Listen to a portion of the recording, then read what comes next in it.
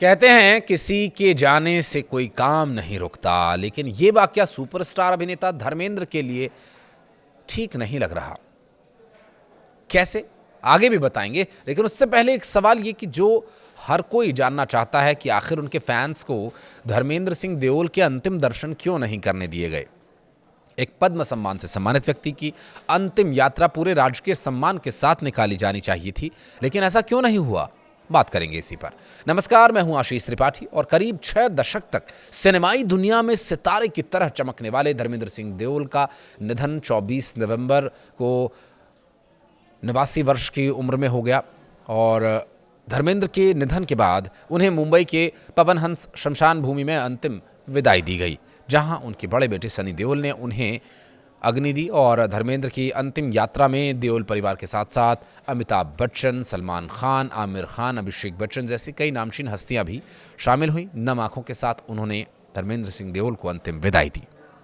धर्मेंद्र अपना पूरा जीवन जी कर गए, लेकिन उनका जाना जिस गुपचुप तरीके से हुआ उससे हर कोई हैरान है। करोड़ों दिलों पर राज करने वाले धर्मेंद्र की अंतिम यात्रा ऐसे होगी, इसकी किसी के द्वारा कल्पना नहीं की गई होगी।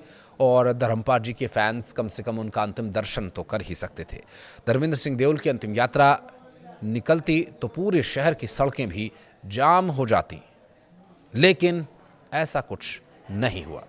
धर्मेंद्र जब पंच तत्व में विलीन हो रहे थे तभी उनके निधन की जानकारी सामने आई। जब तक धर्मेंद्र सिंह देओल के निधन की खबर सामने आती, उसकी पुष्टि होती, तब तक उनका पार्थिव शरीर पंचतत्व में विलीन हो चुका था। आमतौर पर राजकीय सम्मान दिए जाने की जो प्रक्रिया है उसमें सरकार को पहले सूचना देने या पुष्टि करने का एक प्रोटोकॉल भी शामिल होता है, लेकिन ये केवल परिवार की ओर से दी गई खबर पर निर्भर नहीं करता। किसी हस्ती के निधन की खबर सार्वजनिक होने से भी सरकार स्वयं भी योग्यता के आधार पर तुरंत निर्णय लेने के लिए सक्षम है। परिवार के सदस्य या उनके प्रतिनिधि प्रोटोकॉल के तहत सीधे राज्य के मुख्यमंत्री कार्यालय यानी सीएमओ, राज्य के गृह विभाग या केंद्रीय गृह विभाग यानी एमएचए को सूचित करते हैं, और निधन की खबर मिलते ही मुख्यमंत्री कार्यालय या फिर गृह मंत्रालय ये तय करता है कि मृतक राजकीय सम्मान के योग्य है या नहीं। ये निर्णय सार्वजनिक योगदान और पद के आधार पर भी होता है। राजकीय सम्मान तभी दिया जाता है जब परिवार अंतिम संस्कार के समय और स्थान पर सरकारी भागीदारी के लिए सहमत हो।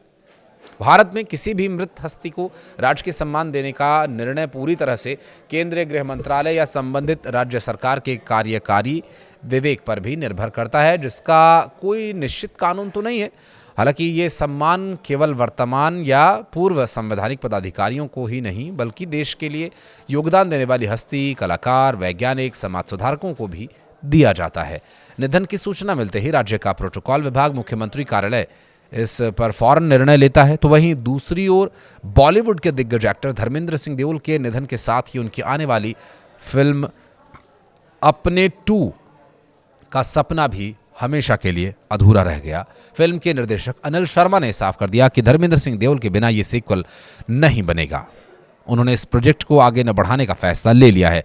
साल 2007 में आई फिल्म अपने की सफलता के बाद अपने पार्ट 2 की चर्चा हो रही थी, और ये फिल्म देओल परिवार की 3 पीढ़ियों धर्मेंद्र सिंह देओल, सनी देओल, बॉबी देओल और करण सिंह देओल को एक साथ पर्दे पर लाने वाली थी। लेकिन अब निर्देशक अनिल शर्मा ने इस प्रोजेक्ट पर काम नहीं करने का फैसला लिया है।